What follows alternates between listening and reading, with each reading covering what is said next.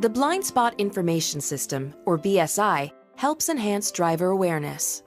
BSI radar sensors scan an area roughly 10 feet out from the sides of the vehicle and about 15 feet back from the front doors. It works when the vehicle is going at least 20 miles per hour. When another vehicle is detected, a warning light will illuminate in the outside mirror on the side affected. If the driver then engages the turn signal on that side, the warning light will start blinking and an audible alert will sound. Note that the system may not issue an alert if the speed difference between the vehicles is too great. Not all objects will be detected by the sensors. And the driver is always responsible to visually confirm that it's safe to change lanes. To customize the system's operation, select the Settings menu from the Display Audio home screen, then choose Vehicle. Touch Driver Assist System Setup, and then Blind Spot Info.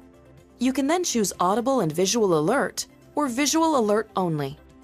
To turn BSI off, press the Safety Support button to the left of the steering column.